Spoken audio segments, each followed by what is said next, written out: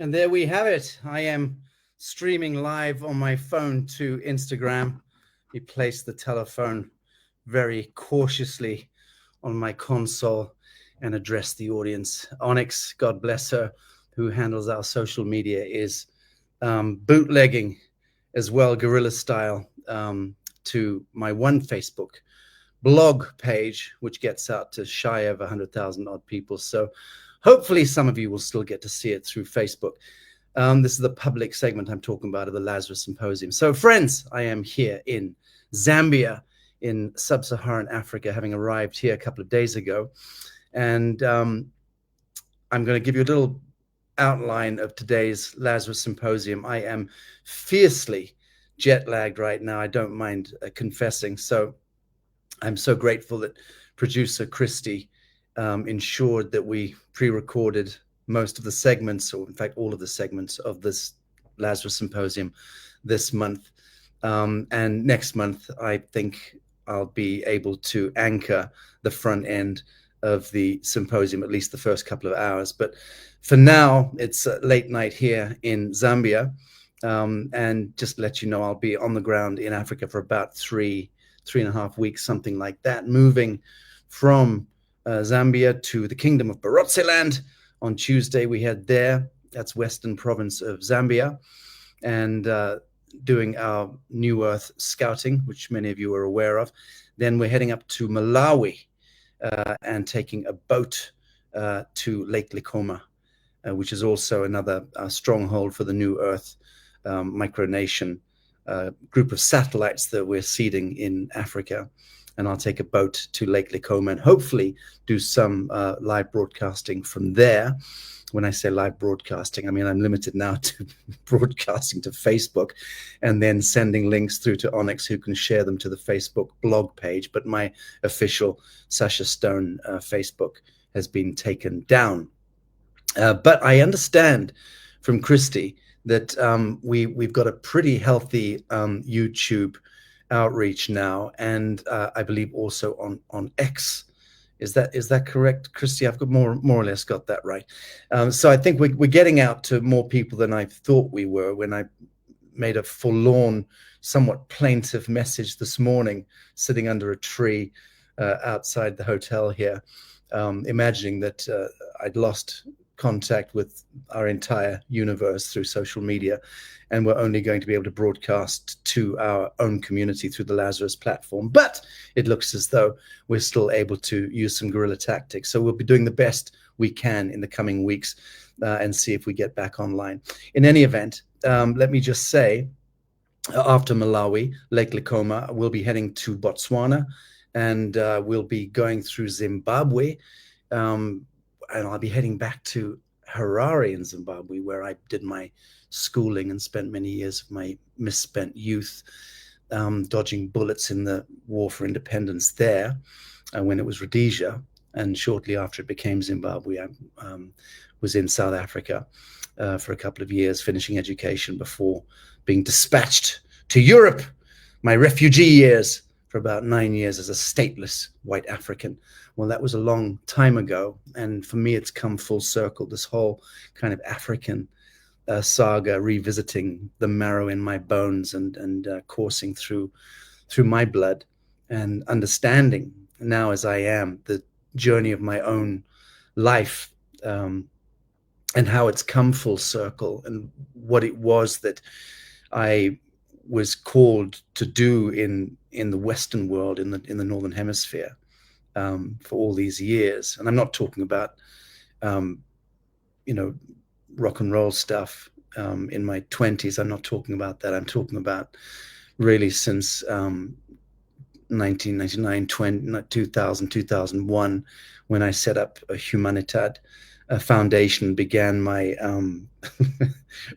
my own brand of citizen diplomacy, running around meeting with world leaders and religious leaders and political leaders and cultural leaders, and trying to understand what the proverbial fuck was behind the mutant source code of our civilizational model, which is war and disease and poverty, entropy, the trial of separation, the stuff that then fueled my own inquiry in life, and many years with Humanitat Foundation launching initiatives and trying to hack away at that status quo in so many different ways for so many years with so many amazing humans leaning in and helping the work that I was doing over the years, thousands of good people, and that leading to the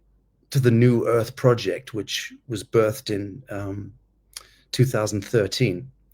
So I kind of lay down my, I jokingly say my Jesuit mantle, but then of course that's going to be picked up by motherfuckers out there who love to accuse me of being a Vatican agent and hate on me. But what I mean by that is I used to do my work, my diplomacy work, and my orchestration of stuff. I used to do it very much behind the curtain, and I had a very unique fear of public speaking. It was the last possible thing I was ever going to do with my life, was to do public speaking. And then one fine day, a beloved friend of mine, Chris Cleverly, who some of you will know is a justice now, our main justice on the International Tribunal for Natural Justice. I've known him for a very long time. But he called me, this must have been, oh God, I don't know, 15 years ago, something like that, 13, 14 years ago. He called me up one day because he was involved with Humanitat Foundation. And then we used to dream together about how we could redeem Africa. He's a largely black, and I'm mostly white, to the best of my cognizance. But we used to dream about Mother Africa and about the unified dream that we had about remedy, bringing remedy to Africa in the course of our lives. Me, because I'm a third generation white African, but also part of a kind of long-standing imperialist movement that sacked the African continent. And, that's connected to, of course, the Vatican and the crimes of the imperial crowns of Europe and the war powers that have rendered the dark continent of Africa and most of the rest of the world, Central and Southeast Asia and Central South America, the developing nations of the world have been laid to waste in the main, in the last few hundred years, courtesy of the Vatican complex and its proxies, which were the crowns of Europe, which then morphed into the war powers that we know today as Washington and the NATO forces, the kind of globalist agenda, which is essentially now like some fucking behemoth lurched onto land and become the beast of the land, in accordance with the biblical prophecies. And here we are in the end of the year 2025, and we're about to see a seismic shift, of course, in the world. It's happening at every level, geopolitically and socio-economically, and in the lives of every single one of us. We're seeing that same tailspin of chaos, of end of days stuff, But back to my story, Chris Cleverly, my beloved friend, called me up one day and said to me, "Oh, Sacha, I've been invited to do the Lighthouse lecture." It's a very famous lecture at that time, which was held, I think, once a month or something in the city of London at the Lighthouse Theatre. And it was a very prestigious thing. I think Richard Branson had done the month before him, and before very famous and successful people were generally invited to give the Lighthouse lecture once a month. And, 200 or 300 CEOs and chairmen and powerful execs of leading companies and institutions would gather at the Lighthouse Theatre. And it was that kind of Shakespearean type of bowl theatre, amphitheatre style, very small, very cozy, very powerful. And he said, "I want you to attend this with me. And because he was involved with Humanitad. He was, I think, technically a trustee of Humanitad. And I said, sure, I'll come and support you if you're giving the Lighthouse lecture, Chris. That's a fantastic idea. I'll come and sit in the front row and, you know, lend some support. And I turned up at the theater. It's a great story, incidentally. And he said to me, when I got there, I saw him backstage, and he said, oh, please sit close to the stage, you know, and I just want to at some point acknowledge you, Sacha, as the founder of Humanitad, and because I'm going to speak about some of the stuff I'm going to talk about will touch on the work we do together with Humanitad Foundation. So I said, well, that's fine, that's okay. I'll happily, you know, stand up, take a bow or whatever. And son of a bitch, let me tell you what happened. And Chris, if you're watching this, you might remember this. This is how I entered into the public domain, because I turned up at the theater, sat at the front row near the stage, or the podium where he was. He gets up onto the podium. The place is absolutely filled. The theater is filled. The lights go down. It's all blacked out. And he stands up and he speaks for a few minutes. And then he mentions Humanitad, and then he mentions me. And he says, and the founder of Humanitad is Sacha Stone is here, and applause, applause, applause. Sacha, stand up. And I stood up and nervously kind of acknowledged the acknowledgement. And he beckoned me to come up to the podium. I'm like, fuck off. No way am I coming up onto that podium. Nonetheless, he insisted. And what do you do in a situation like that? So I did. I got up onto the podium, and he handed me the microphone. And the next thing I turned around and he disappeared. He'd gone. And I was standing on the stage holding a microphone in the Lighthouse Theater on my own with a spotlight on me and 200 or 300 heavyweights looking at me. My universe bottomed out at that point. I don't know if you've ever done that before, anyone giving you a keynote speech at a wedding or a funeral or something, but it's terrifying stuff. And in any event, that was the full realization of my greatest fear in life, which was to be exposed in the public and have eyeballs on me. Now, it's one thing having a guitar and being on a stage in a music setting. You can perform. It's a performance. It's a different thing. But when you're having to speak, public speak, and unscripted as well, well, my universe bottomed out. And I confess, I fled the stage. I couldn't say a single word. I put the microphone down on the, whatever you call it, the lectern, and I fled off the stage. And I went to try and find the exit. And it was all blacked out. It was just the one spotlight on the stage. And I went round the back of the seating, this kind of amphitheater bowl seating, along the big black curtains to try and find the exit. And I went all the way around, and I came back to the other side of the stage. I couldn't find the exit, and the spotlight was back on me. And in that moment, I saw the divine comedy and the providence. And I picked up the microphone because I just thought, well, fuck it. I'm here. And I remember sitting down on the stage with the microphone. I just started to talk. I started to talk about the genesis of Humanitad and the work that I was doing, and ended up getting a standing ovation. I think I must have spoken for an hour and 20 minutes. So I think got a standing ovation. And that was how I first got yanked by the universe, as people say nowadays, got yanked into my next octave of expression in life. And at that point, after that, I was never afraid. And then in 2012, I was invited to do the Global Breakthrough Energy Movement Congress in The Hague in Holland with Dr. David Martin, Michael Tellinger, I think Foster Gamble, Catherine, an incredible economist who was just on Tucker Carlson. Anyway, a whole bunch of great and good people. And I chaired that Congress in 2012, really cut my teeth in the public speaking thing. And the following year, 2013, I began my broadcasting, so to speak, and doing shows and slowly getting used to that whole world of just talking to a camera and trying to be as authentic and anchored in the real.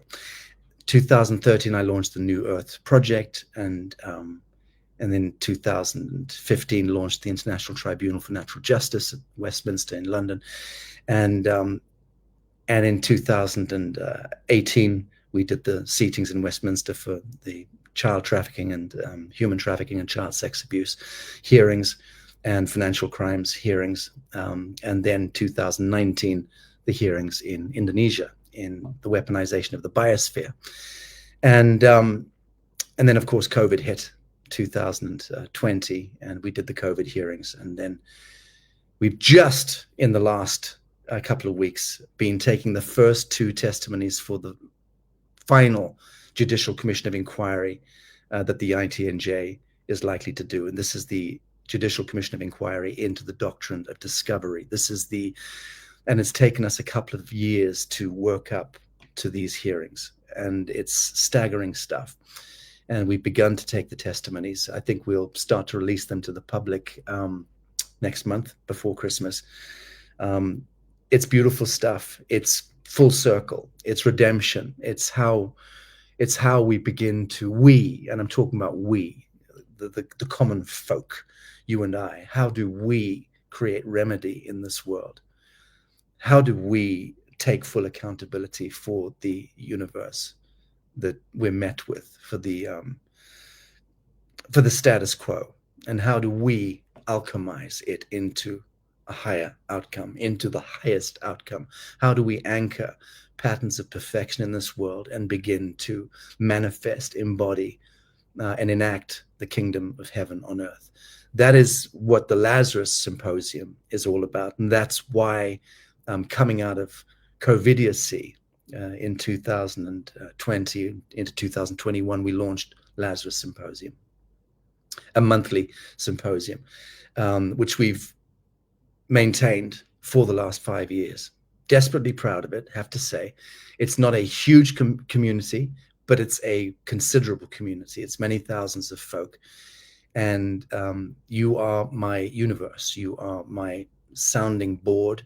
And the hundreds of incredible thought leaders and scientists and artists and pioneers in consciousness who have come forward on the many, many hundreds of segments and shows that we've done,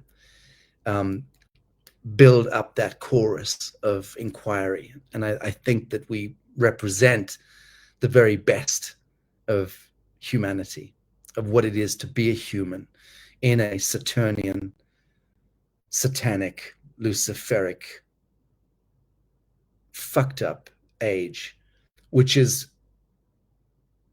thousands of years of really the fallen light of Atlantis that we're addressing in the now, in the living present, and using that diabolical backdrop as the contrast against which we now collectively choose to dream our ascension.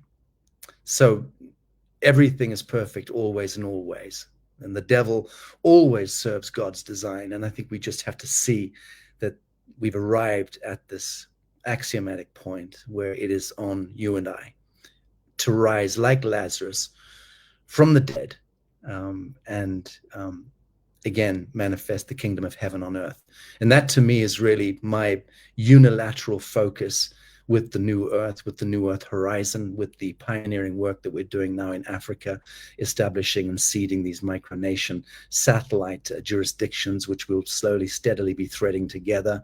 We're building an economy forward, and we'll be making some, I believe we'll be in a position to make some bold pronouncements, certainly before the end of the first quarter of 2026, by the grace of the living God, as I always put it, because I don't want to speak ahead of myself, but just an acknowledgement and a thank you to the community of the Lazarus Initiative, thousands of you out there who make this feasible and relevant. Otherwise, it would be myself and producer Christy and our small team would be barking into an abyss, which would be a terribly sad state of affairs. But in any event, I will speak more at the next month's symposium about what it is that we're doing on the ground in Africa here, and I should be able to also accompany it with maybe, Christy, maybe we do an opening segment on what it is that we're doing in Africa, and I can do a kind of, I guess, a 45-minute, maybe 1 hour piece at the front and show some of the film and drone footage, what I'll be taking in the course of the next 3 weeks on the ground here in Africa. In any event, I've been warbling on for a little bit too long. I was going to give it 15 minutes. I see it's 23 minutes past the hour. Let me just say that in light of the fact that I've been taken down off Facebook, there is a link to my Instagram, and the QR code on Instagram is below this posting that you're watching right now. So just go to the previous posting and you should see one QR code will take you to sachastone.com, and that's where you can sign up for my Pulse report, which me and the team put together once a month, and we do a live broadcast and give an update on all the various activities that we're engaged with around the world. And you can also go to the other QR code that you'll see there in the post alongside that, which is the QR code that'll take you straight to the Lazarus platform. And there you go. If you're watching the live show now, you can see it on the screen. But there you have it. Go to that, use your telephone, enter the kingdom of the devil with that QR code, and sign up there, if you will, and if you wish to participate in our monthly symposium. Every month we do this opening segment, is a freebie, and then members only. We close the shop, and only members get to watch the next 4 or 5 hours of the full symposium. Just to let you know that today we're starting with the bonus segment is Undreaming Wetiko, from possession to liberation, and this is with Paul Levy. And those of you who know who this man is will know that his work is of profound importance. And Robert Forte, who is the kind of, I guess, Timothy Leary of today. Certainly he knew Timothy and all of those great characters back in the day, but very lucky through my beloved friend Carolyn in Bali to be introduced recently to Robert Forte. And Robert, Christy and I brought Robert Forte and Paul Levy together. And it was a mutual admiration club there with these two guys, heavyweights coming together with dear friend Anna Naturalista, who is a true New Earth mama in chief, actually, because Anna's been connected to the New Earth source coding and the metric of our pioneering work for many, many long years, and she's a beloved friend. And also Olivia Steele, who is an art director from Burning Man, a wonderful, wonderful woman, and she joined the panel. So enjoy that first bonus segment coming up, Undreaming Wetiko.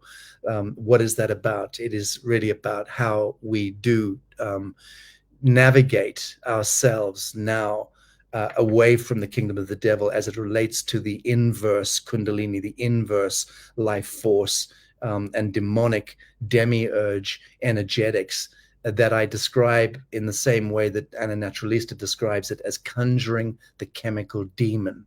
So whether we're talking about synthetic molecules in pharmaceutical products, or in alcoholism, or in any of the more mundane drug addictions, the sheer fact of the matter is that younger generations today are almost entirely subsumed in certain parts of the world into this drug culture. Now, you call it what the fuck you like, call it medicine if you want to. It takes a very, very rare individual to navigate the medicine aspect alone. Unfortunately, most people who have been involved in substance abuse and addiction get pulled into that demonic cloud, and it does create dysregulation and dispossession, and it breaches relationships and families and communities, and individuals are shredded and torn apart as a result of it. It's something we all experience in our lives variously, but it's becoming serious because certainly in the Western world, it's become endemic, and it is a pandemic, which is endemic in the Western world. And this is the conjuring of the chemical demon that's happening under the aegis of just having a good time. No, it's not. It's synthetic molecular interventionism, and it's very dangerous stuff. It's how we begin to surrender and abnegate our divine sovereignty whilst imagining that we are divine and are sovereign when we're not. We're actually eroding, willfully eroding our divine mantle if we continue along that path at the collective level. We have to unplug from synthetic molecules. I've been warning about this for a long time. And this year, 2025, is the line in the fucking sand, trust me. People moving into 2026, you're either on this side of the line or you're on that side of the line. And if you're still on that side of the line, you are screwed. You will be pulled into the devil's tailspin, and you will likely be irretrievable from it. And that is a stark warning from a very, very sober shock poet here. And I hope this message reaches people.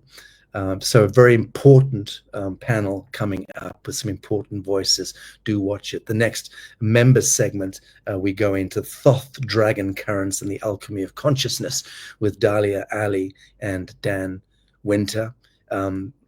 Remarkable stuff, and well worth watching that incredible conversation. Then we go into the Great Cosmic Turning, and this is a Regenesis retreat extract with my beloved astrologist Rick Levine. Now this is we did this conversation quite a while back, but everything he said is so prescient, and this is something which is really for the cosmic archives. Then we're having Awakening the Hopi Vision.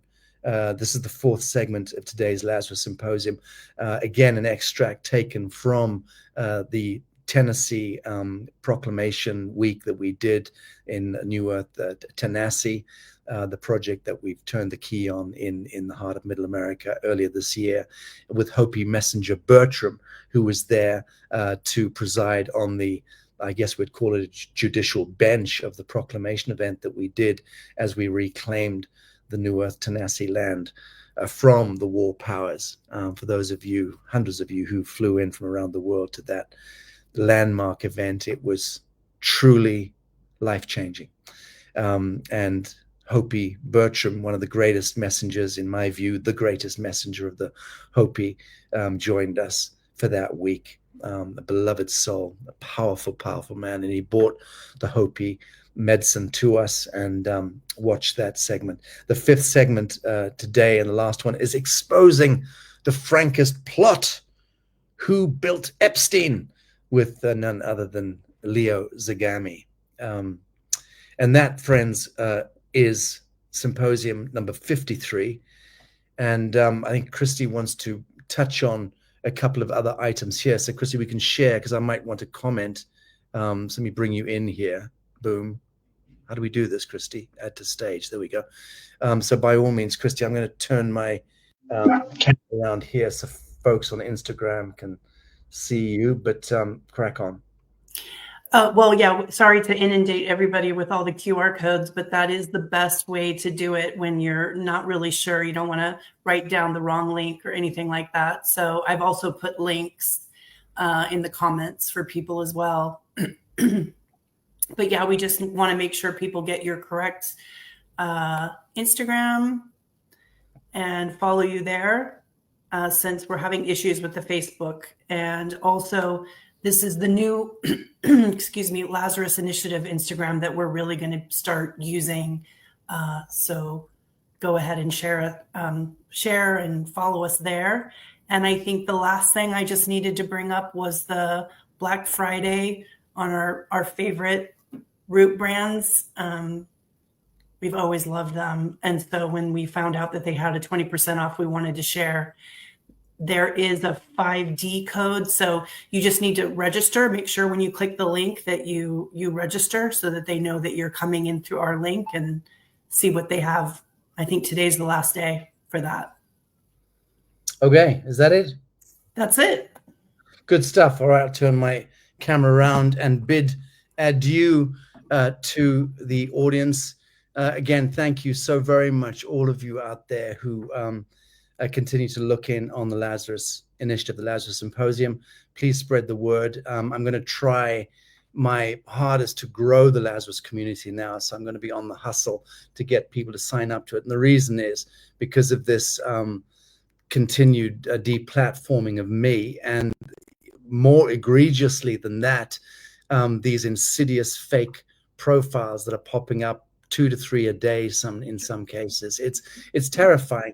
Now, we know this is a military intelligence operation. We've named these motherfuckers. They issue from the British. They're a fringe element in the British, coming from Britain.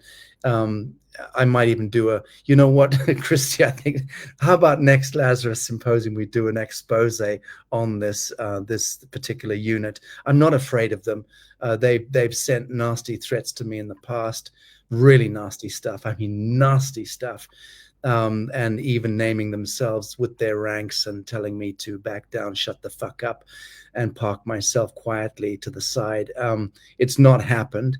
And since last year, the deep fake videos on me coming out and subverting the work I'm doing every single day, I met with dozens of messages from people coming through different platforms, whether it's emails or coming through the contact points at Lazarus or New Earth Horizon or the ITNJ or the World Hereditary Council. People are trying to contact and say, hey, is this you? Is this you? Because I've been hit up and I paid money for something. People are paying subscriptions to platforms that don't exist. You know, it's serious stuff. So in that sense, friends, I'm being set up for fraud. Do you get how this works? People are sending substantial amounts of money. People are having relationships with Sacha Stone. Emphasis women are being hit on and being inveigled into paying for my airline tickets. You know, apparently they're having long-standing relationships with these fake Sacha Stones who are reaching out to them on WhatsApp as well as through their social media contacts, and are then building relations with them and then inviting them to participate in buying gold and silver and all sorts of crap. I don't do that shit. You know, I'm not involved in any of that stuff. So net is this: I do not solicit for anything unless I do solicit, and when I do solicit, trust me, you'll know it's me. But it's not me out there. These are fake pages. They are legion. We have no means of closing them down. Every time I report them, for some strange reason, the jackheads in Silicon Valley seem to think that the fake profiles have the legitimacy and I don't. So that's the reason why I'm going to be prosecuting for people to come onto our platform and really pushing that out there. So if you can sign up. Yeah, we had a respite for a while. I was just going to say we had a respite, but now it's almost like we're back in COVID times, and I don't see other influencers having the same type of issues. It just seems to be focused on Facebook right now, and that was kind of our safe space, interestingly, for a little bit. And now it's Facebook is just totally turned on us. So Instagram. All right. Okay. Well, thank you, Christy, and thank you to the audience. And I'm now going to collapse. It is 9:30 p.m. here, but for me, I'm long since gone. So I'm bidding you adieu, sending you much love, and look forward to seeing you next month. Bye now. Okay, let's remove.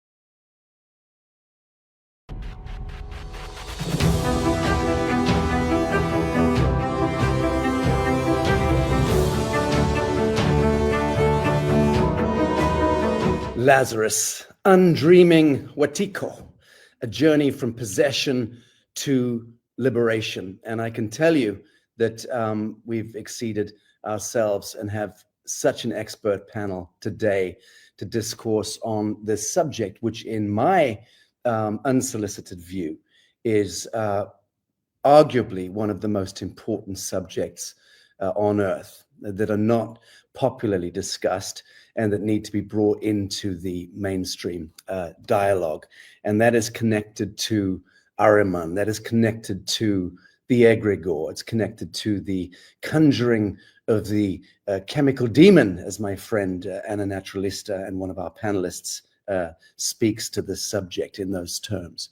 There is a shadow that has traveled beside us since the dawn of self-reflection, an invisible contagion woven through empire, economy, and ego. The Algonquin called it Wetiko, the cannibal spirit, the eater of life force, the mind virus that convinces its host that separation is survival. Wetiko is the ancient infection of forgetting, the whisper that says consume rather than commune, control rather than create. It is the unseen algorithm feeding on fear and appetite, turning the living world into a harvest of data and the human soul into a battery. So in this show, we're standing essentially at the frontier of an even subtler possession, which is the age of conjuring that chemical demon. The triumph of the synthetic over the organic, the lab-made mimicry of what was once living spirit. And we witness medicines replaced by molecules without memory, rites replaced by branded protocols, and revelation reduced to dosage. Wetiko wears the mask of the chemist, promising transcendence while severing us from the living web. And this is the war between the living and the dead, be sure of that, between the ensouled and the simulated, the breath of Gaia and the sterile hum of circuitry. It defines whether we spiral toward dissolution or ascend toward immanence and divinity.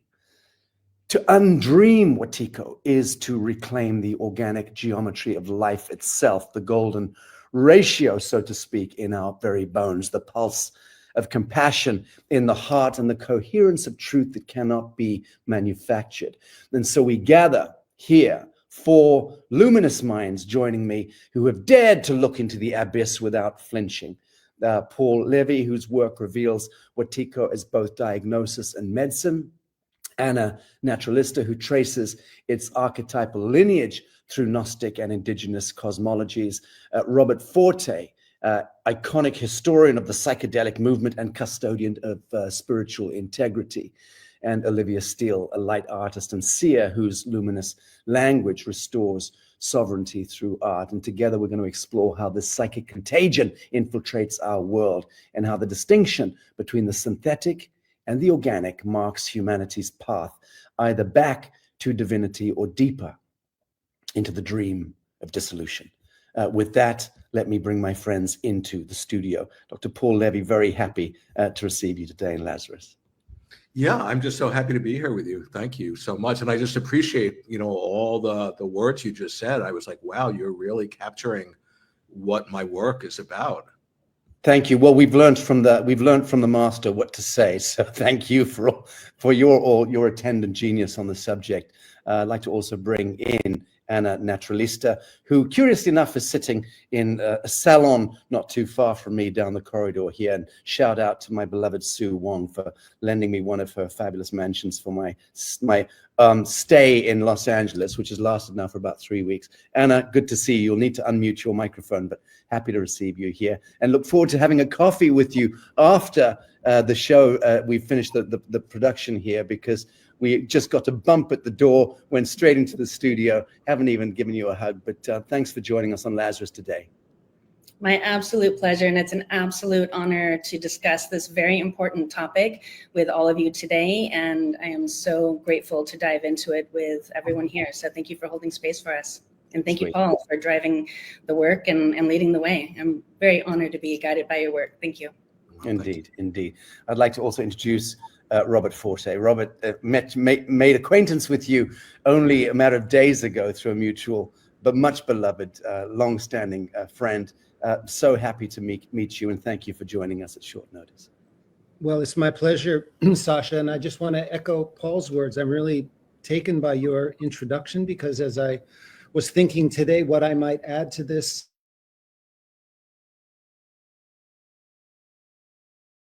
And it was his work that introduced me to that concept some years ago.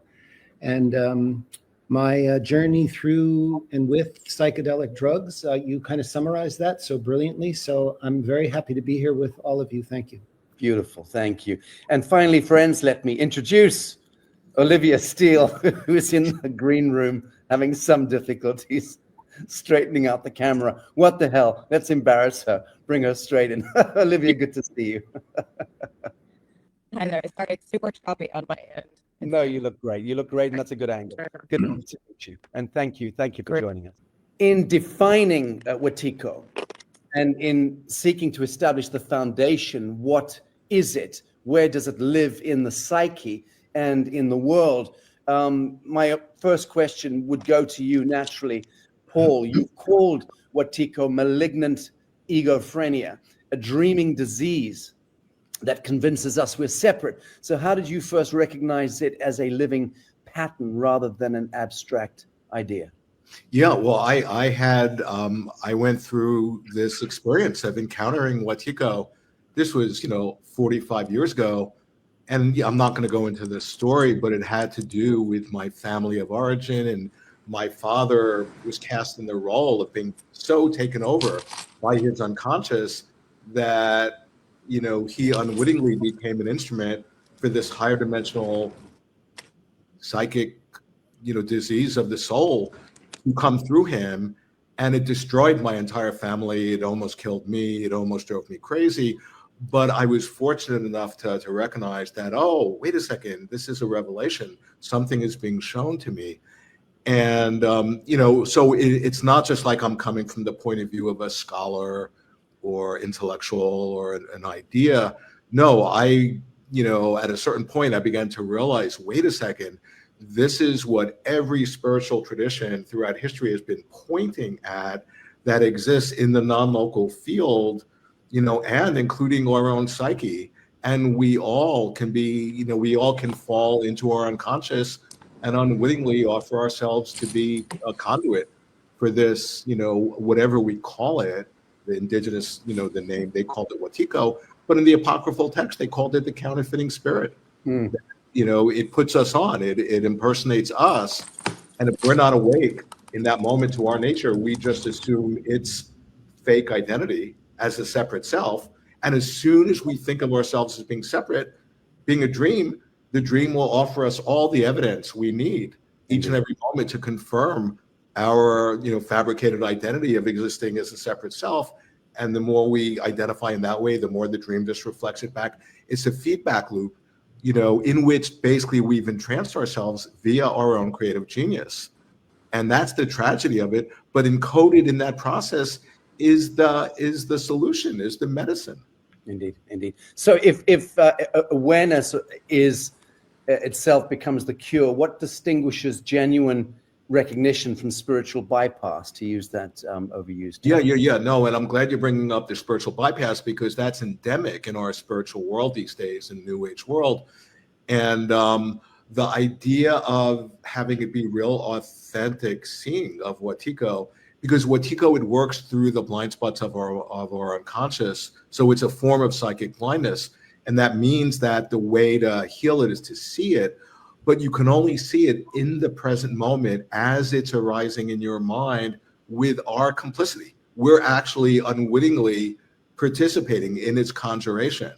So it's not something out there objective. It's not independent, So that's what is really is the test for, making the differentiation between the spiritual bypass, which could be all these theories and ideas and beliefs, compared to this living experience of being in the moment and really having the experiential insight and seeing, I'm actually colluding with this seeming like evil seeming entity. Yeah. Anna, you connect Wetiko to the Gnostic demiurge and the Kabbalistic Klipot. Do these archetypes describe the same shadow under different names? That's exactly right. No matter what religion or what ancient culture that I looked into and that we study, that there is a name, there is a term, and the Buddhists I believe, Paul, you can tell me if it's correct or not, called it the Dark Rider and the Secret Ghost, or, there are all of these different terms and names for it. And the furthest back that I found the initial switch, the initial flip of the consciousness in a community of a social ceremonial practice that was originally based on the act of service and the act of honoring nature, as all of, again, the ancient civilizations of all time practiced the natural traditions of the eclipses and solstices, and worked with the natural rhythms of an all-loving creator God, until something switched in the society of leadership, and the control mechanism came in of this egoic fear of losing control, in which it went from the service of goods, of fruit to the altar, to a sacrificial, a murdering of someone, of a person, of an animal, of being creating some kind of a fear controlling God being, instead of one that was loving. And it immediately shifted the social culture from one that was creative to one that was being controlled by fear and by this demonic entity. If you do this bad thing, we're going to get you. And you see what happened to that guy.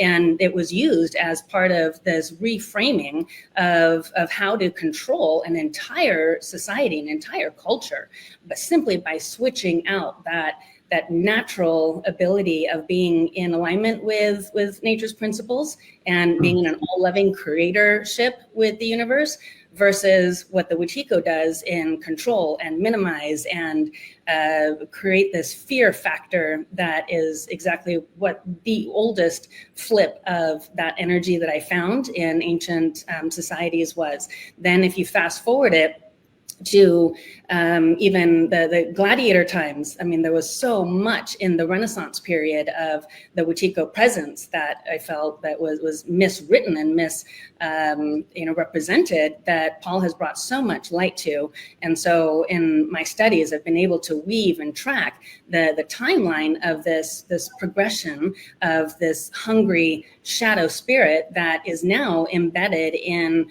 modern media, in pharmaceuticals, and many other things. Yet the ancient roots go as far back as we could possibly find. Very good. And how does acknowledging it as an archetype, Wetiko as an archetype, rather than as an enemy, change our ability to heal it?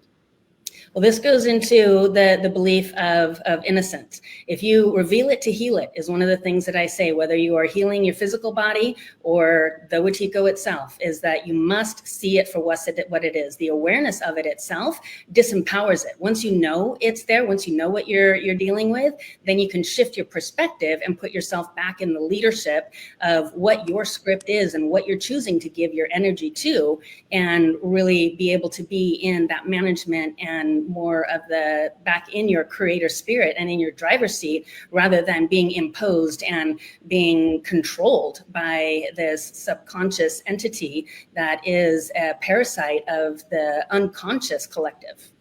Very good. And Robert, if I can turn to you, does Wetiko infect science itself, I guess, in underscoring the belief that matter is master of spirit? Well, first let me say that this is my first experience with all of you guys, and I'm just so excited about the resonance and the language that I've used and have been using in my studies. May be a little bit different, but this is a path that I've been on. I want to just tell a little story and answer your question, that I've been on since I was 10 years old, when I was growing up in a little town outside of New York City, Woodcliff Lake, because it was full of woods and lakes and a beautiful remote suburb.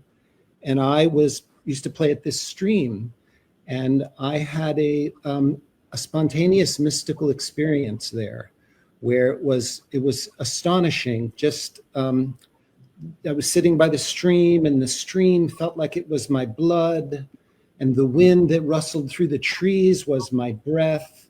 The ground that I was sitting on was my body. I was so astonished by this momentary experience of oneness that it changed my life.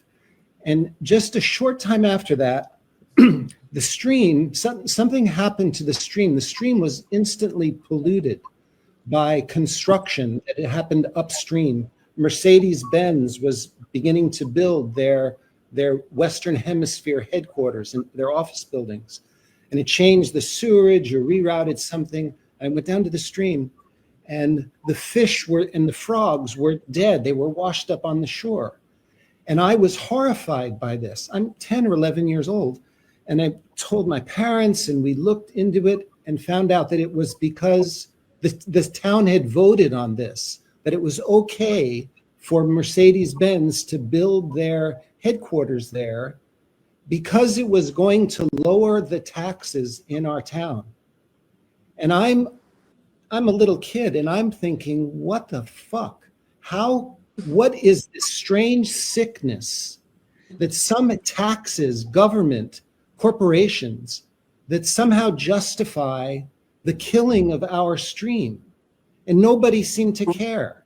Well, very few of us that were played in nature all the time. This disconnect from nature and this love of money, I think, is really, as I gather what you're talking about with Wetiko, that's really the kind of the basis of this, the disconnection from nature and the substitution of a false spirituality, false, and eventually that I spent the rest of my life trying to figure out ways that people could regain this connection that I had naturally, and that eventually took me to the psychedelic substances. Wonderful, thank you. Very, very pointed story. And of course, yeah, you've just taken this back to the source code, which is the trial of separation. And the first moment of cogitating that as a youngster is the greatest primal wound of all. So yeah, beautiful story. How can scholarship and reason serve revelation rather than suppress it? Well, that's a tricky one. One of my professors at the University of Chicago, a famous philosopher, Paul Ricoeur, had a saying in one of his books, Manifestation and Proclamation, and his phrase was, "The seeing founds the saying, and not vice versa." And so that one of my other teachers, the great historian of religion, Mircea Eliade, was also tried to put this forward in the academy, that scholars of religion needed to base their scholarship and their inquiry on the religious experience that has been, kind of absent from the Western intellectual tradition for a very long time. That we lack this experiential basis, and how do we recover it? That's a very important part of this. Indeed. Okay. Unfortunately, Olivia's jumped in and out of the studio multiple times. She must be having difficulties with her connection. Nonetheless, let's move on. In manifestations in the modern world, if we can look through that lens here, identifying Wetiko in our contemporary systems, political, media, in respect to spirituality and technology. Paul, across history, Wetiko has worn many masks. So where do you see its most potent expression today, speaking in terms of government, finance, digital media, medicine, so on and so forth? Yeah, well, I would say the entire body politic is the living revelation of Wetiko. It's so obvious. It's in our face. It's in front of our eyes and behind our eyes. It's all over. It's non-local. There's nowhere where it's not. And, it just brings up this incredible dream I had 2 weeks ago, where in the dream I was in a house and somebody had pushed a button and all this poison gas was coming into the house. So I run out and I see all these sprinklers all over the planet, and it's going to, the horizon in every direction, covering the earth. And the poison gas is coming out all over the place. And I realized, oh my God, it's everywhere.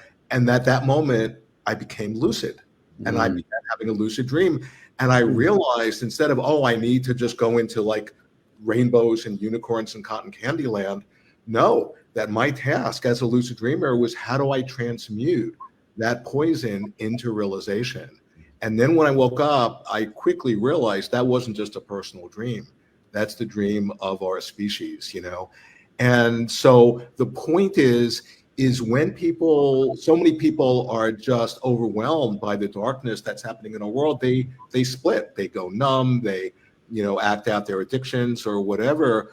But if you have the inner strength to not just dissociate and to have the recognition that it's a revelation, it can activate your creative spirit, because our spirit, by its very nature, what is our true nature? Our true nature is creative. And when you have the realization of your nature, you embody and express yourself creatively. And what Wetiko does, it taps into your unexpressed creativity and it turns it against you to serve its nefarious agenda. What that's saying is that when we have open eyes and see how this malevolent spirit is playing out, and you are able to stay present with what is touching in you, that can be the catalyst for attaining lucidity and unlocking your creative spirit. And that's the solution. As more and more of us do that, and particularly when we connect with other people who are doing that, we begin to realize, oh, this is a collectively shared dream. And this dream is manifesting the way it is to reflect back our own unconscious blind spot. And when we begin to recognize that, all of a sudden we become empowered and take away the power that this seeming entity has over us. Beautiful. And does the proliferation of AI, in your view, represent consciousness evolving, or would that more likely represent Wetiko self-replicating, so to speak? Right. Well, the thing with Wetiko and with AI, it's a quantum phenomenon. What I mean by that is just like light. Well, encoded in light, is it a wave or a particle? It depends how you dream it, how it's observed. The same thing with Wetiko. It's going to destroy us, or it can help us to wake. It can help us to wake up if we recognize that what it's revealing to us. Same thing with AI. AI can be incredibly beneficial for humanity, but if it gets in the hands of people who aren't fully individuated and aren't coming from an open heart and haven't cultivated awareness, then it's gonna, be an expression of power over others instead of power with others. And it's exactly what you said, Sacha, in your introduction. Then it's like, instead of just a natural world, it becomes a total simulation. Because remember, Wetiko, it's a master. It's the counterfeiting spirit. Yeah. And then, if we're not awake in that moment and we've invested in that reality and we've identified ourselves as the separate self, then we're a goner. And then we're actually participating in our own victimization and we're creating our own nightmare. No one else is doing that to us. Bravo. We are doing that. Bravo. Whilst we have Olivia back, I'm going to bring you in. Your work, Olivia, transforms words and light into, I guess, alchemical acts. How does art expose or exorcise Wetiko? Is really my essential question to you as the perennial art director and somebody who's been very connected to the that big aggregate of this kind of fuckery, the Burning Man scenario. Love or hate it, and there's a lot to love about it. And there's also a lot to be very, very cautious of. And that's really where how your voice reached me. But yeah, speak to this.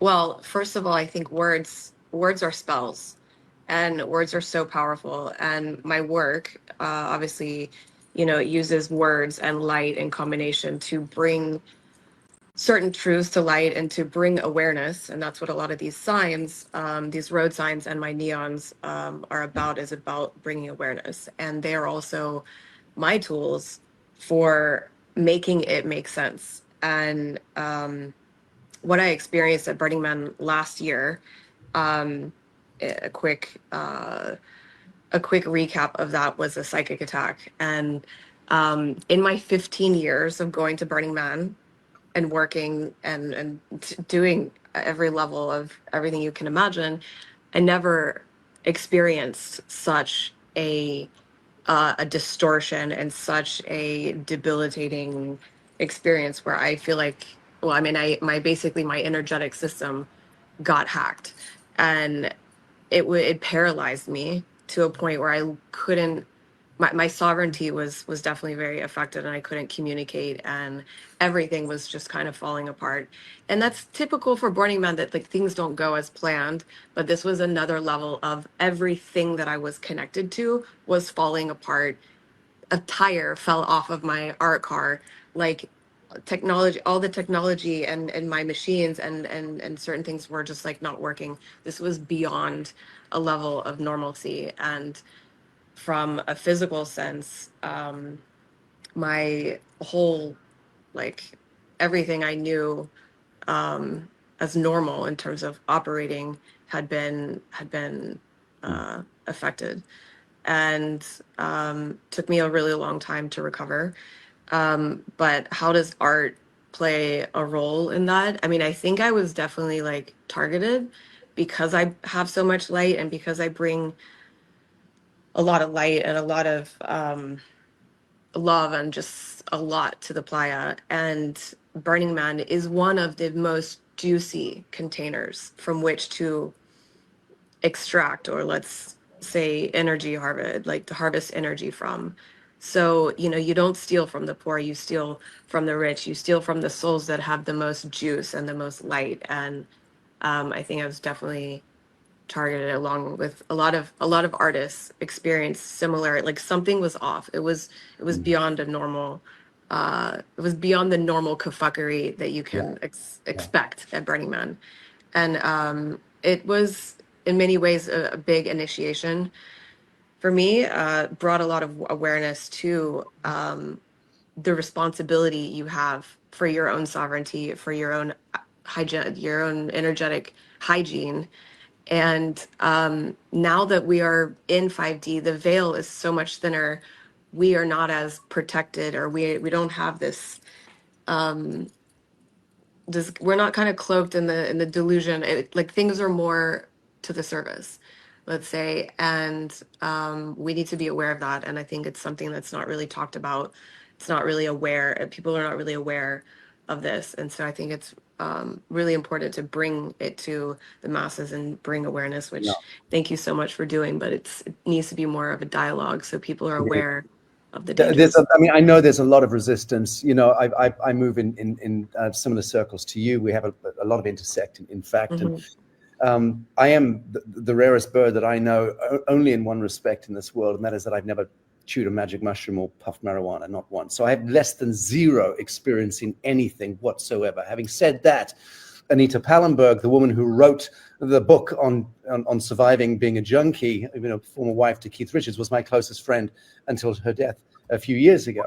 And for many years, along with Anita Pallenberg, I watched and walked her through cold turkey and used to stay with her in Chelsea and, you know, look after her and make the tea and keep her warm. You know, I've been very close to that world, and I've seen it up close and personal. Heroin, the very worst in my view, when you get into really some of these really nasty distortion chemical.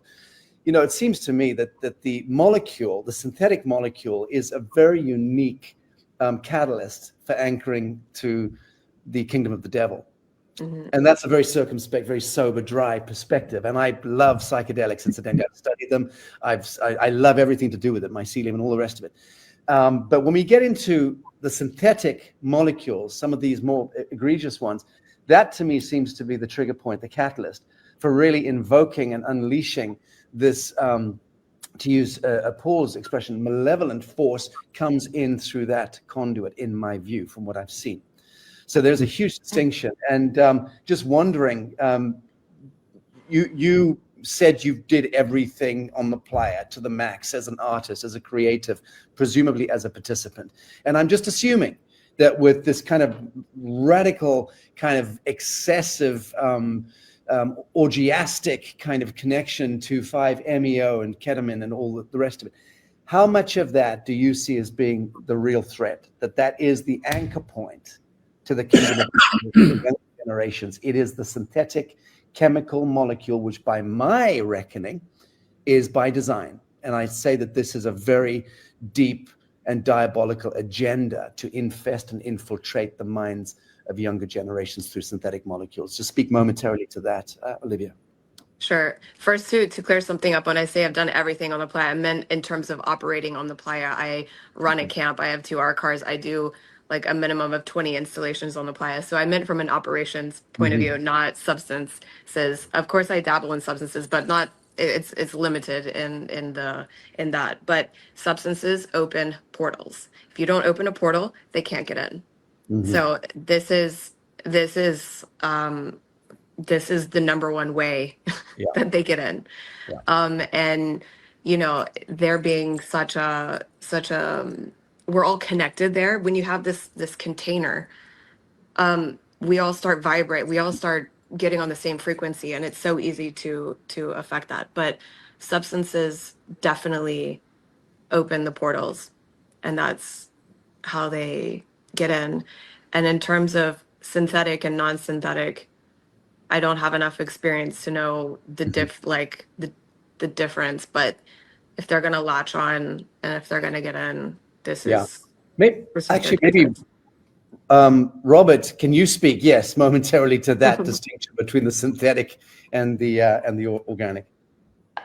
Okay, I have to say first that one of the problems I have with podcasts is that in like this situation, there are so many things to go into that really take a lot of patience and a long time to discuss and understand. And I really have 40 years studying not only the substances, synthetic and natural, through working with people, through the literature, my own experience. There's so much material here. So I'm going to just see if I can condense this a little bit. I want to say that, just last night, I'm writing a screenplay about Timothy Leary, who was someone I knew very well and I'd already published a book about. And I came to the part in his Harvard days when first they began their project using psilocybin and mescaline, natural products, synthesized versions of natural products. But then somebody came in, Aldous Huxley's associate, Michael Hollingshead, came in and brought LSD in. And Tim's first LSD experience was so debilitating and made him crazy that they warned everybody to stay away from this. And so this was something I was wanting to bring out. Paul, I noticed you had you looked askance because Tim's life was very complicated. Okay. So let's say that yes, I'm generally agreeing that there is a very big difference between these synthetic and natural, but it's also true, I have to say, that there are sometimes the synthetic chemicals can also work to have a very profound insight into these dimensions that we're talking, these healing dimensions. Yeah. And let me see, I lost my train here for a second. That, when you're talking about heroin, for example, I had heroin one time, and the man I was working with, the teacher, made me promise that I would never ask for it, I would never take it again. And I had an experience with heroin that was one of the most important experiences of my life, where it gave me like a 45-minute experience of life without pain, a oneness experience, a profound mystical experience. And I will never go for it again. But I just wanted to put that out there. I also wanted to raise this question, maybe in clarification about this concept of wetiko. And, it's what philosophers would call the ontological question. And you guys are speaking about it as if you use the word entity, or, it's a portal for something to come in. And my own intellectual and philosophical position, trained in Buddhist philosophy, mostly in practice, that it's more and correct me if I'm wrong, if we're talking about the same thing, that I think of wetiko, as I was reading about it last night, as what the Buddhists would call avidya, which means not seeing. It means ignorance. It means not really seeing the true nature of reality. And so you get lost, you're divorced from the truth, and you become kind of afraid and get captured by delusion, but it's not so much an entity as it is more a deficiency and a psychic process that we've become infected by. Paul, by all means. Address that, because at least, I try to always say a seeming entity. And I make a really important distinction. We subjectively experience it as if it's an entity. That doesn't mean that it's an actual independent, objectively existing entity. That's an important distinction. Very good. Yeah, I think we need to be clear about this. It's also current in the news in my own life, because I've been watching this Tucker Carlson character, in the American media, and it's a big thing now where he just gave a big interview where he says he was attacked by demons. Right. And this ontological question, and when you go from say the Buddhist model of consciousness, and then go into a shamanic model of consciousness. Like you go from studying Vipassana meditation to doing ayahuasca with indigenous people. They have entities, and they kind of base their model of healing very often on an entity has come in and possessed you. And I'm inclined to think that if you think it's an entity, if you really believe and have been trained in a tradition that says they're entities, and you have to treat them as such. Yeah. But if you're in a Buddhist model and it's more a process, and it's your own process and your own cognitive style and insight. Can I just jump in, because that's an important point.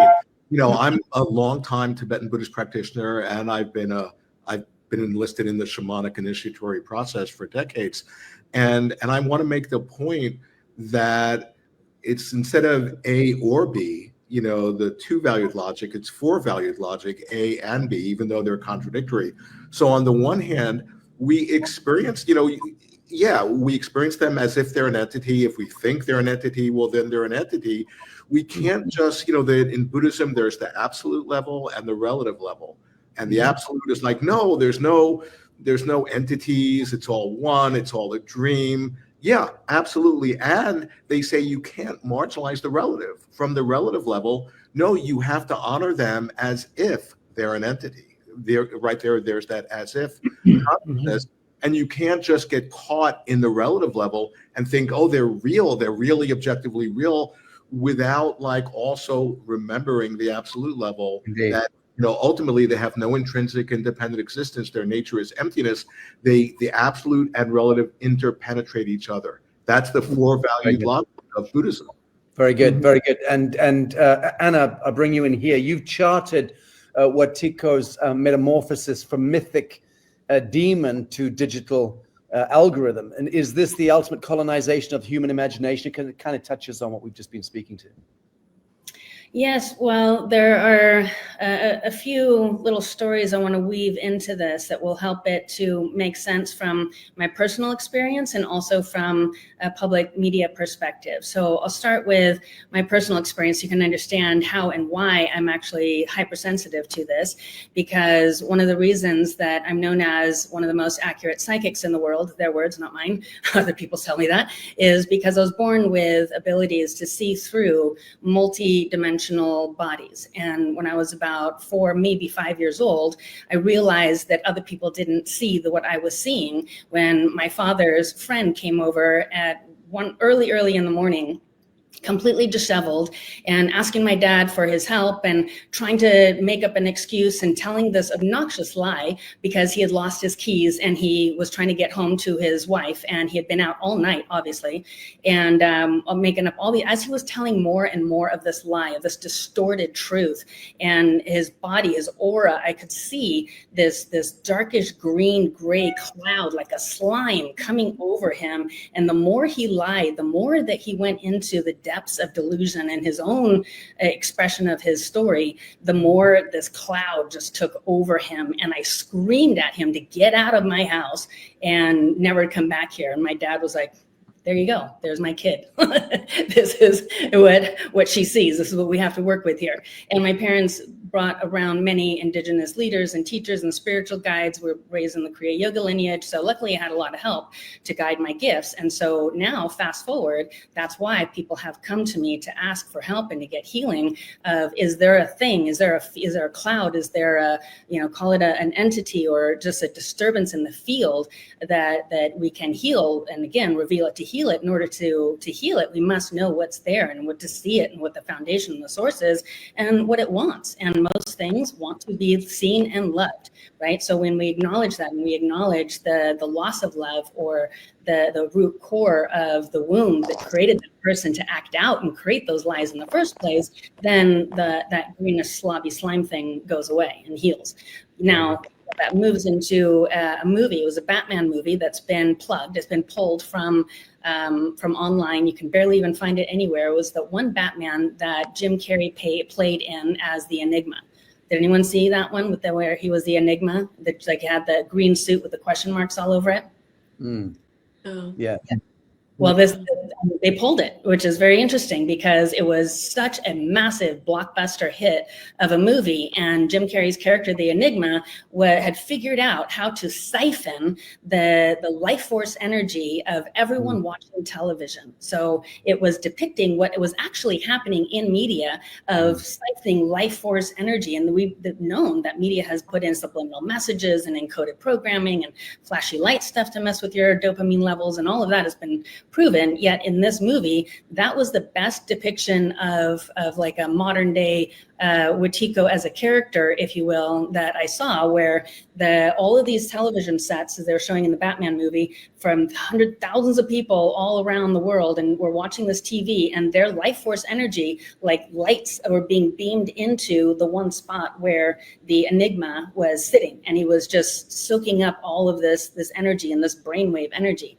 Paul, if you haven't seen that, I'd be curious to your. Oh my God, I'm like dying to see it. Yeah, I think we can find the clip and put it in here because it is so poignant and on point to what we're describing here.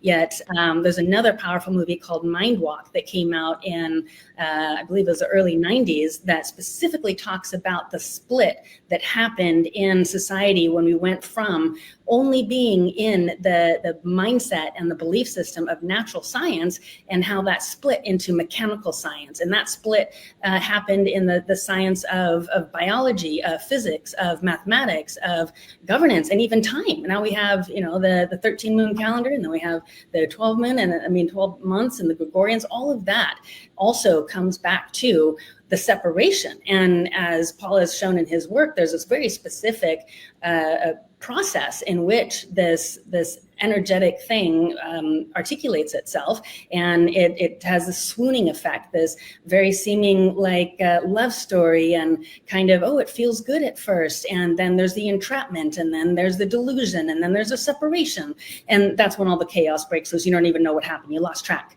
and before you know it, boom, you've been Wetiko, right? It's like, it's part of its track. It's how it operates in multiple different ways. Now, you mentioned the encapsulation of a pharmaceutical drug. Well, that is mechanical science. That's not natural science. That's not a raw mushroom. That's a ground up chemical that's been, through whatever mechanical manipulation, changed the molecules in a certain way to create the effect that it wants. It's in that stage that also I've seen pharmaceutical reports that have written in there an energetic frequency that is put in there. Just like you can put right frequency to heal the body, you can also put other frequencies. It's all about isotope frequencies. That's indeed, you're absolutely right. It is frequency wars, alpha, omega. That is exactly. It's embedded frequency. Yeah, indeed. Well, thank you for raising that point, and also for driving this toward pharmacopoeia, because that's my next question here for Robert. I mean, Robert's warned of psychedelic corporatism.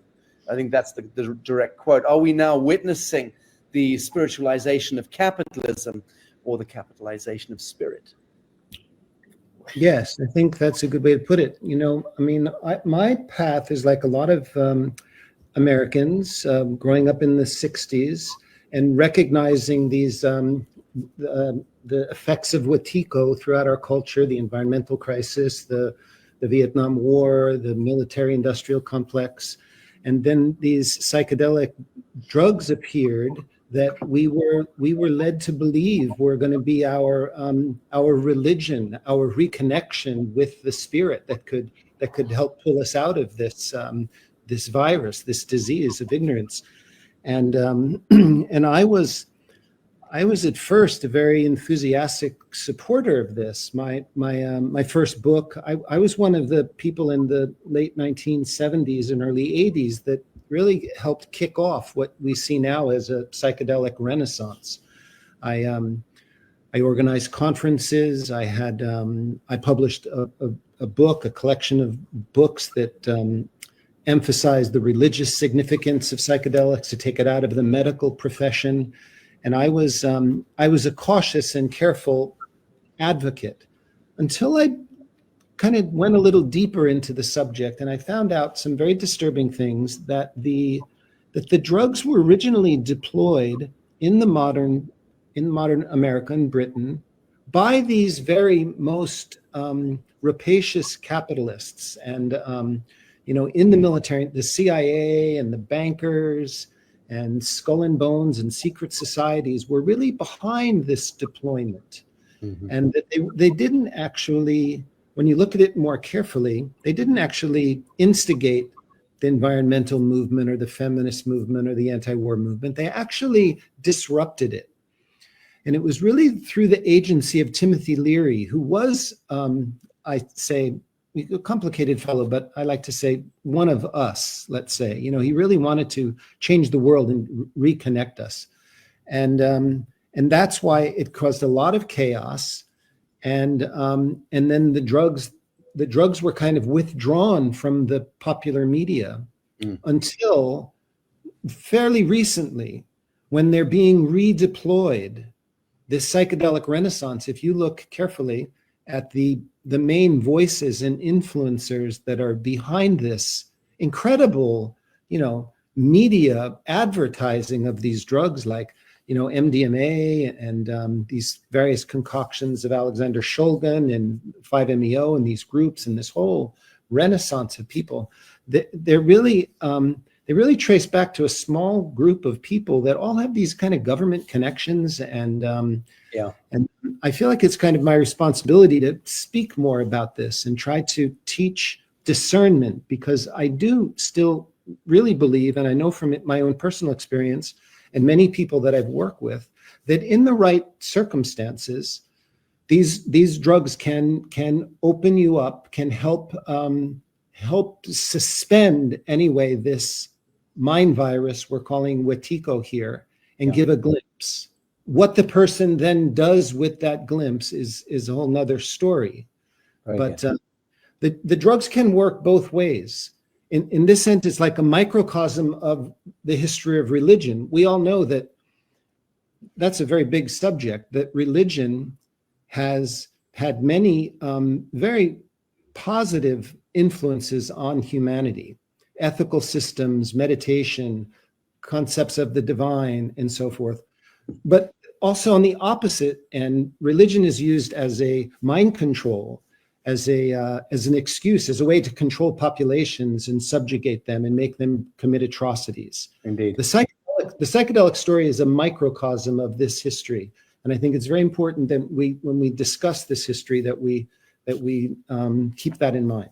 Yeah, I think that's very interesting. And then to allude to religiosity and worship, idolatry in that sense is the ultimate harvest of the group plasma of humanity, because it pulls desire at its most refined, which is the deepest faith that people hold.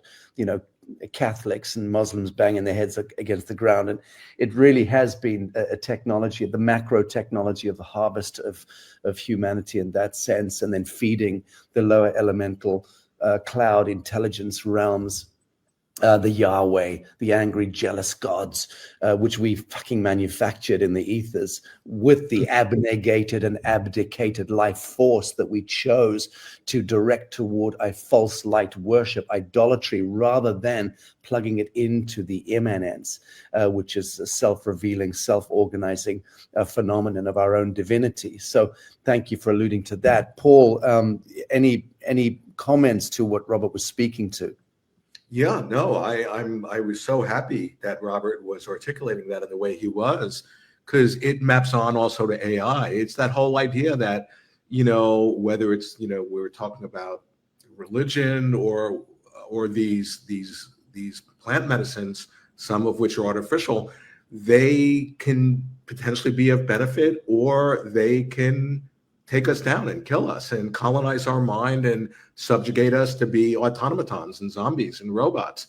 And, it's really pointing at the responsibility is in us as sovereign beings who, are responsible in creating our own experience. That's, and I think that's the edge that a lot of people just unconsciously turn away from, is that, it's all of this conversation is pointing at that we are the ones with the responsibility. We're talking about, we're creative beings. Yeah, we are literally moment by moment creating our experience of ourselves and of the world via the way we interpret it and place meaning on it. There's no one else who's doing that, but there is such a propensity to project out and blame somebody else or blame whoever, That is such an important point that you're making right there, Paul. And Timothy Leary has been on my mind. This is exactly what he wanted to shift in the culture. This I call it the locus of authority. Right. And that people who have become subservient to fascist societies, like a lot of people are, they project the authority onto the institutions, whether it's the religion, whether it's the government, the Führer, and that but in a democratic, free, sovereign society, that locus of authority is within ourselves. And it was actually Frank Barron, a man that's not well known in the history of psychedelics, who was Timothy's best friend.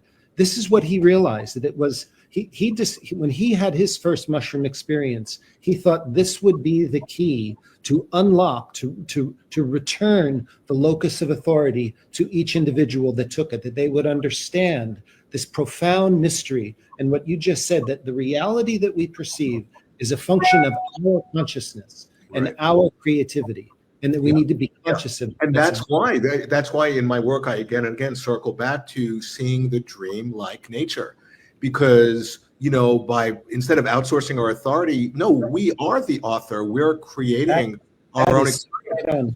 We are the dreamer of the dream, and that's an incredibly empowering. Very good, Olivia. I want to bring you in here. You've lived within utopian collectives like Burning Man, as we mentioned earlier. Outside of that synthetic kind of hook, which can act, as we mentioned, as a catalyst, a negative catalyst. How do these creative gatherings otherwise slide from communion into psychic predation? What are the other factors in tribe, in community, that create that kind of circular enabling environment of moving into group delusion, so to speak, group shadow and all the rest of it? Just speak to that subject, because I don't think it's all to do with the chemical issues. There are other issues in the morphogenetic field. Speak to that. Sure. I mean, I think it's very present in, the collective fields, whether it is a festival, whether it is a concert, a ceremony, like a plant medicine ceremony. Anytime that you have this collective field together, which is, becomes very porous, and anytime altered states are involved, alcohol is one of them. It's not just it's not just chemical substances. The spirits are very prevalent in alcohol, and when people get drunk, they change. Another person comes out. So if there is no awareness and energetic hygiene, let's say, we become a lot more susceptible to being affected by these energies, whether they are internal or external. It's all a matter of perception.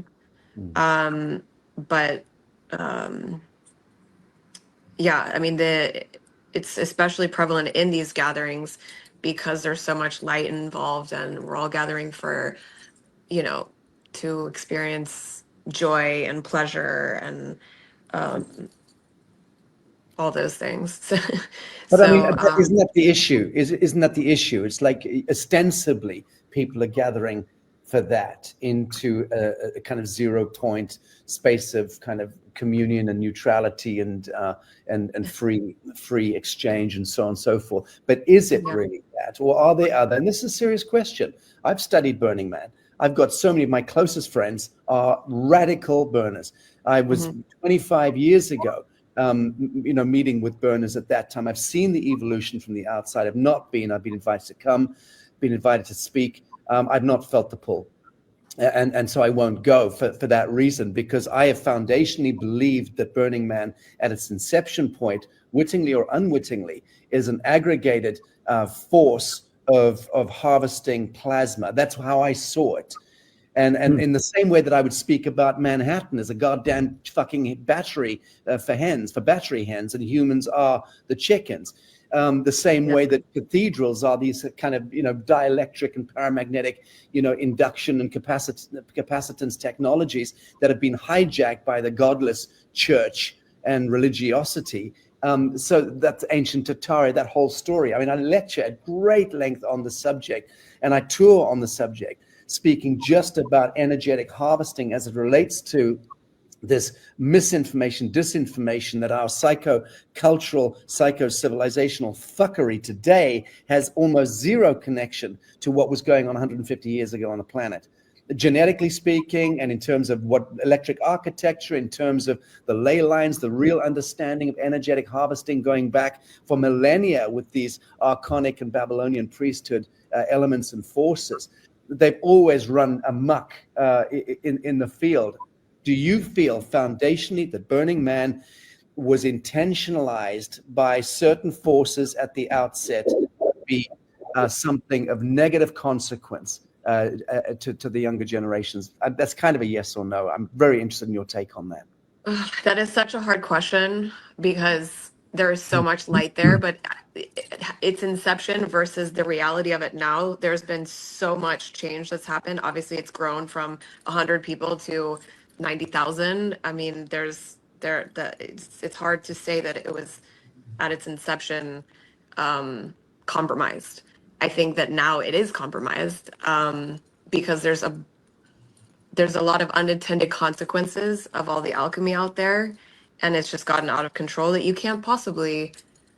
I mean, it's really hard to protect and to contain it. And I think since Larry died, things have changed and leadership has changed, and it's hard. The Burning Man, the organ itself is not your standard organization. It doesn't run on the same rules and principles as any other major company, let's say. And safety, definitely, as much as they try to protect and ensure safety, it's impossible. And that's why on the ticket, in the fine print, you sign up for this, and it is a human experiment. Right. And anything can happen, and you're fair game. And it's not their responsibility, it's your own. But yeah, does that answer? Paul, or did you want to comment to this? Yeah. I have something to say, because, to me, it's sort of like an iteration of the deeper fractal of like what's happening in the world. Totally. And the idea of, are there actual specific individuals who are like bad guys who are like engineering to like, enslave all of us and colonize our minds? Well, that might be possible, but in a way I'm more interested in, even if you took out those people who are in the positions of power, who are these like evil seeming people, that wouldn't make any difference, because it's the deeper archetype that's informing and giving shape to what's playing out in the third dimension of space and time. And I think the same thing with Burning Man, that, maybe it was by design or engineered, or maybe this is just a deeper, higher dimensional archetypal pattern that's revealing itself through the interplay of what's happening in our dimension. Very good. Very good. Okay. I'd like to, can I just add something? Yes, Robert, by all means. Just add something to the Burning Man. This is fascinating, and I love your very challenging question, Sacha, to bring this up. I see it as I think some very good work has been done by the Tom McGowan, who showed that a lot of the 1960s music scene was actually created by military intelligence to be, drug delivery systems. I love the Grateful Dead music, a lot of their music. I got to know some of the people in the band, John Barlow in particular. And there are these connections with CIA. So McGowan's book shows that a lot of the music scene of the 60s was part of a PSYOP. And I don't totally agree with everything he says, but I think he really opens up a very important discussion. And in that discussion, even if it was a military PSYOP, there were people that caught glimpses and were transformed. And I don't know what the net effect on our society is. We can certainly see when you look at what was going on in the 60s in the music, the bigger bands, and how the popular music scene is really degenerated into much more kind of satanic and violent. Doesn't have any of that kind of human anti-war intimacy love vibe that we had in the 60s. Yeah. And I think the same is true with Burning Man. And that when you do this research, you do find, and I don't know if you know that or we're just intuiting that there are some very suspicious connections with military intelligence and the instigators of Burning Man. And I personally went once, and to me, it reminded me of what Aldous Huxley was writing about in the late 1930s about the, if you remember, Brave New World, that he suggests that in the future, totalitarian societies, the elites are going to be able to control the masses by requiring them to go to these, he called them soma holidays, where they would be given psychedelic-like drugs, have random sex, not intimacy, but sex with everybody. And then they would come back to their, little tiny apartments and their jobs, and it's what Herbert Marcuse gave this wonderful name of repressive desublimation, that you get to express all these frustrated energies in these containments, in these containers, and that it would eliminate the revolutionary tension that was necessary to really transform society. So that's how I'm seeing Burning Man, and that and John Barlow, even, who was a really interesting character, who was very involved in Burning Man, who was very honest in some ways, but very sneaky in others, who admitted to me that he'd been an employee of the CIA for over 3 decades. There's a kind of famous quotation of John Barlow about Burning Man, where he says, if I was Karl Rove and I wanted to distract a bunch of people from voter registration, what better thing than Burning Man? The people take a half a year to get their thing ready, their cars ready, and they take, tons of, he uses a great word for psychedelics there, confusicants. Great word. Right? Confusicants. And then they're for weeks or months afterwards, people are getting together and talking about their Burning Man experience. And, and I know that some people go there and really see the light and are transformed, but for the most part, I wear this, I wear suspicion. So I want to say Thank you. Anna, you describe ketamine as Wetiko incarnate. So what makes synthetics uniquely vulnerable to this possession as you see it? This goes back to frequency. As we know, everything in creation is frequency at different vibrations. And so in our example that we've been mentioning about mushrooms, that psilocybin carries a very harmonic frequency for a very specific type of journey and healing, and has been known in microdoses to help restore the nervous system and spinal cord. And the ketamine and the frequency that has been embedded in ketamine while it's being mechanically processed is also a very specific encoded frequency. And so that's the difference of is what what spirit, as Olivia said, are you choosing here, right? And this is a sovereign choice. You are, making the decision to go on that journey. And the times that I've had now, over at least 30 people in the last 5 years come to me for healing because of either their spouse or their partner was overtaken by this ketamine beingness, or an entity possessed them, or whatever it was, or they themselves were suicidal and needed severe help and healing to get back to their sovereign centeredness and realize that they themselves were at the core of this delusion in the first place, and thinking that something outside of them would make them closer to God or closer to the light. And this goes back to spiritual bypassing, where Swami Sri Yukteswar said in The Holy Science, a book from the Kriya Yoga lineage, that we should only consider going into plant medicine experiences once we've learned through meditation how to tap into our own DMT first. Then we can go into other ways of cultivating the DMT with plant medicine relationships. And once you have that sovereignty of your own spirit, and you have that, and you know what that is, and then you can explore deeper and further. But anything before that is what he determined as spiritual bypassing. So now that we have that rampant is what I feel is the big and that's where the great lie becomes, incarnate in each of us, and we take the left fork in the road. Robert, from your vantage, can synthetic psychedelics? I know we danced around the subject in the last hour.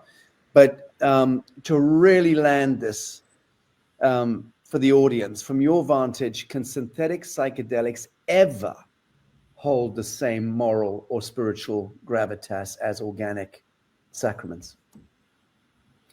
I'm going to say very cautiously yes, and I also want to add to that that the organic sacraments can also be used as weapons. And that it really is, I like to put the responsibility on the individual and the context that they're being used in and who is administering them. And I really dig what you're saying about ketamine. And my own experience, again, I was very, I knew John Lilly pretty well. I was involved in the Esalen scene, and John Lilly would, at the time I actually had a MDMA laboratory, and I was producing it in very small amounts to therapists and healers and responsible people before it was illegal. And I used to get into this organic synthesis, synthetic conversation. And I saw MDMA do really marvelous things for people. But then almost immediately it became popular and used in a different context. There was a profit motive associated with it. It was taken over by the Israeli Mossad in global commerce and the rave scene and the vibe. The whole field changed. And I can say the same thing to a lesser extent about ketamine. I just saw what it did to people, and it was horrible. Like, if you ever hung out with John Lilly, like, you wouldn't want to be like him, if you'd read his books or, read the media or the psychedelic hype, you maybe thought he was a cool guy, but he was a very charming aspects, but he didn't want to be like that. But then I also want to say, I don't know why I want to say this, but a couple of 3 years ago, I was in a very depressed place, and a really magical person, beautiful woman and her partner approached me and offered me ketamine. And I said, okay, and spent a weekend with them on ketamine.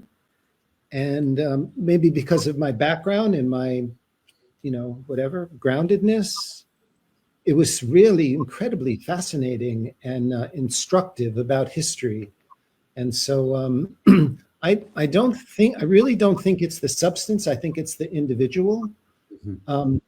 Anna, I'd be very interested in hearing more what you're saying about the frequency and the encoding, because ketamine is a creature of these Park Davis or something. These pharmaceutical companies that have been, they trace back into secret societies in the Third Reich and lots of really nasty. They go back to John Dee in the basement of Queen Elizabeth I. Trust me, I've researched this way back.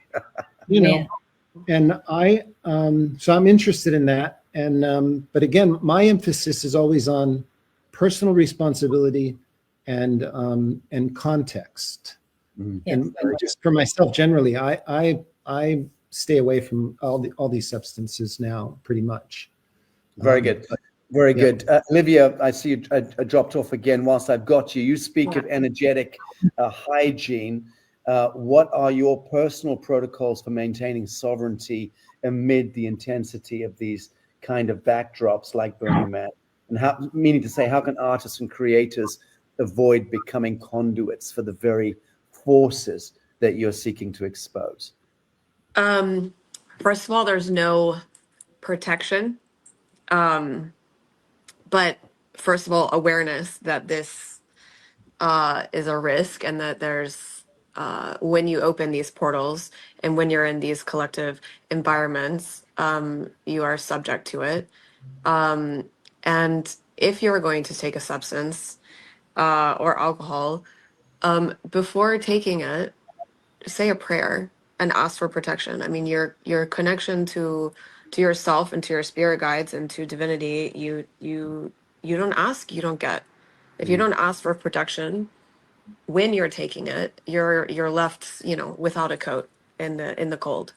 And I can say that has definitely helped me. And in a place like Burning Man, it is important to every day and every night clear yourself and clean yourself. I mean, that can be your own little ritual, saying a prayer. Prayer is very, very powerful. And then, clearing yourself with sage and Palo Santo, just like clearing the energy and just, meditating for a second and saying these mantras. In my experience and in my opinion, they do work. Before I go into a large place like Burning Man, I always get a clearing from one of my healers, and then after, because whether you like it or not, as somebody especially like me, I'm a magnet because I'm talking with so many people, because I'm a person of influence, and there's a lot of exchange of energy. I can't just stay hidden. So clearings are important. Awareness and intention. If you're going to take substances, take it with intention. Very good. Very good. That's very helpful. So healing and collective alchemy, as we move toward the end of this Lazarus panel, transformation from infection to illumination. And Paul, in outlining your 4-stage map, which is denial, recognition, integration, transmission, as a practical guide for humanity, what does your undreaming look like in practice, moment to moment? Yeah. Well, it's interesting because we were talking about how do you protect from these negative forces. And, from my point of view, there is a way of protecting yourself, and that is to be really intimately familiar with your nature. And even in Tibetan, the word meditation, it literally translates as becoming familiar. So to the extent that you actually become familiar with your nature, but one of the things you realize is that we have this genius in us, and it's a genius for fooling ourselves. And you have to integrate that into the equation, that we can very easily conjure up this black magic on ourselves where we trick ourselves out of our right mind. That being said, that's pointing to the incredible, profound importance of becoming familiar with our nature, both in our light and our dark aspects, and to be really open to self-reflection, that this universe, being a dream, is not separate from us. It's an oracle, and it's reflecting back to us, our own mind, at each and every moment.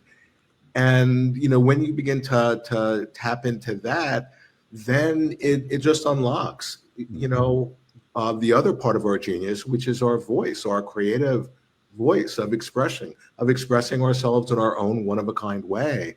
And to be actually embodying that and to model that, that's contagious. That actually affects the field and affects other people. And, and that's the idea for me of real community, of the real Sangha of Buddhism, or the mystical body of Christ. When you hang out with other people who are really authentically doing their inner work, that really propagates itself through the field in a way that can, really be helpful for everyone. Beautiful, beautiful. So Anna, how does true reciprocity within plant ceremony repair the ruptures that Wetiko creates? Meaning to say, can community itself become the new medicine? Just riff on that in your closing statements. Ooh, thank you for that, Sacha. Yes, absolutely.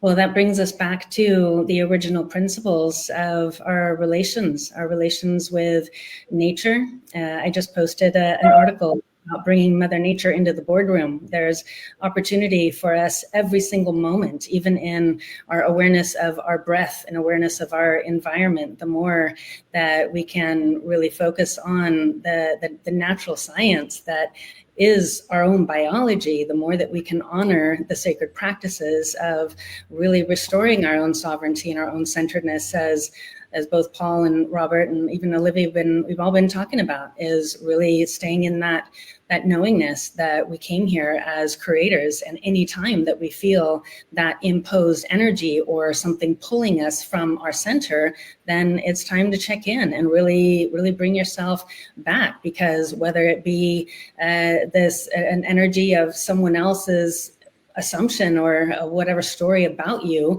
that pulls you off track, or a substance that pulls you out of your energy, both cases mean the same thing. It's coming back to your centeredness so that you can really be in your own self-leadership and have some sovereign discernment. And in that's where you really cultivate other like-minded people that also want that same harmonious relationship with the earth and with ourselves. And that's the ultimate goal. That's why you're creating community. That's why I'm helping to build communities around the world. And that's what we came here for. So ultimately, this delusion will be healing in itself to bring us back to the centeredness of what we truly want, which is happiness and love. So very good. Like attracts like. It's all about frequency. Absolutely. And we have a little handbook gift if we wanted to mention that. Carry on. As I made a little handbook that's based off of Paul's work and other of my research over the decades, that is about awareness, activism, and what you can do to really actualize yourself in that sovereign authority. And also, if you feel any imposed of Wetiko type energy that we've been talking about, then there's a way of self-healing in that guidebook as well. Very good. Thank you. Producer Chris, you can pass that on to our networks. Thank you. Robert, your closing transmission. Well, first of all, I want to thank you for inviting me to take part in this panel, this my new Sangha. You've said a lot of things that really resonate deeply with me. And I've traveled on this path for a long time and taken part in a lot of different traditions.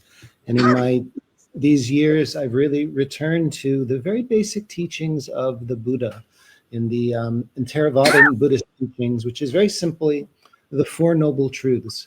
And the fourth noble truth is the Eightfold Path: right speech, right conduct, right livelihood, right understanding, and so on. And to really understand what these mean, because what it's about is becoming a human being. That's my task here, is to become a human being. After spending a few decades of ecstatic adventures and with ayahuasca and sacred plant drugs, I was studying extraterrestrial and exopolitics and really looking out there. And I'm very aware that there are all these other dimensions, but it took a long time to be blessed with this human birth and these particular gifts of my own human life, and that I want to really be a human being. And that's what I encourage a lot of people that come to me and ask questions about substances. Like, in these traditions that really seem to work, this pursuit of vision,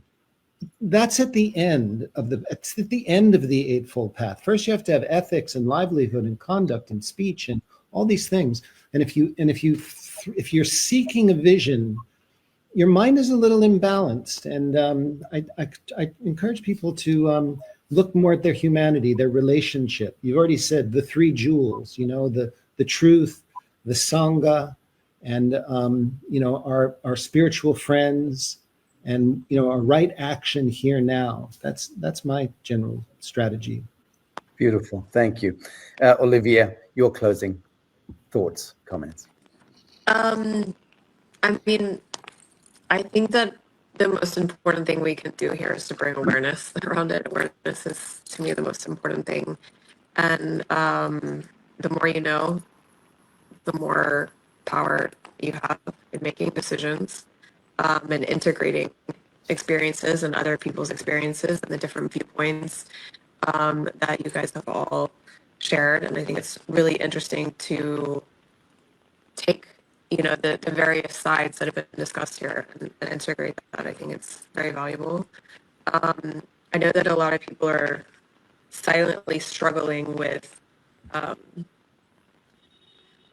Wetiko and not knowing what it is, or thinking that it's a mental illness, or thinking it's a chemical imbalance or whatever, because it doesn't have a name in our common lives. Let's say Wetiko is very much a concept from, I don't know, ancient cultures or different cultures. So I think bringing awareness to this and bringing clarity and language to support this phenomenon is a very valuable tool that we can all benefit from. And thank you so much for bringing this to the light and bringing this to the masses and to your community.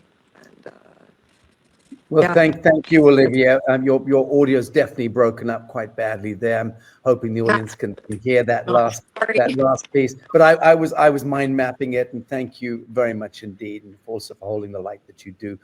Paul, as you are and were the starting gun for this conversation, this panel on the Lazarus Symposium, last words go to you. Well, I say last words. I'll be having a closing monologue. Right. No, I appreciate that. And, I'm just so happy that the whole idea of Wetiko is getting out into the world, because it's been in every spiritual tradition throughout history, and so many visionary, creative people have been pointing at it in their different ways. And, it's an idea whose time has come. It's a magical idea. The one thing that the greatest tyrants in history were most afraid of was an idea whose time has come, and that's Wetiko. In the sense that all of a sudden now we found the name for something that can allow us to get a handle on it and to really tap into it and extract its gift. Because, it's a quantum phenomena. It's not just like, oh, this evil, satanic devil thing. No, encoded within it, it's the greatest catalyst for human evolution that we've ever known. And so, that's why I'm just really so ecstatic that more and more people are getting switched onto it. Yeah, so just really want to thank you so much for today. Thank you, Paul.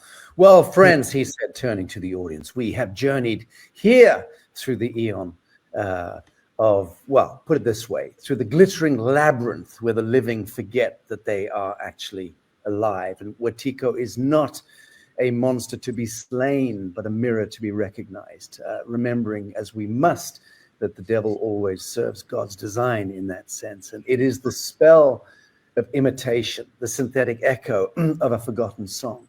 The distinction between the synthetic and the organic is the dividing line between death and resurrection. The synthetic imitates the pattern, but not the principle. It copies life without animating breath. And to worship imitation is to embalm the spirit. To honor the living law is to resurrect. So every empire of control, and Christ knows we're coming to the end of the most heinous one in recorded history. Every algorithm of dominion, every chemical promise of bliss are the avatars of the chemical demon. They seduce us with the shortcuts to the divine, yet each shortcut subtracts a little more of our soul and diminishes us ever further in our divine end. So the antidote then becomes breathtakingly simple, does it not? Awareness, gratitude, coherence. The withdrawal of belief from the lifeless, reinventing it in the living. Reinvesting it in the living, and reinventing it in the living, in point of fact. Trust the heart's intelligence above all instruments of artifice, for divinity was never distant. It is the immanent spark animating every seed, every tear, every truthful creation. So may this remembrance become our collective medicine. And the age of Wetiko ends when we refuse to feed it, when we choose consciousness over chemistry, communion over consumption, and creation over control. I thank deeply from this white African heart my extraordinary guests, Dr. Paul Levy, Anna Naturalista, Robert Forte, and Olivia Steele. And each of you who joined us for this exploration between shadow and light, stay lucid, stay sovereign, and remember the living light is the only technology that cannot be hacked. Yeah, beautiful. Thank you, friends, very much indeed. So grateful to you all. Wonderful conversation. And I have a rather suspect there's going to be another one. Yeah, totally. Wow. Really, thank you so much, everyone. That was great. Thank you all. Thank you all. Bye. Okay. Bye. Bye-bye.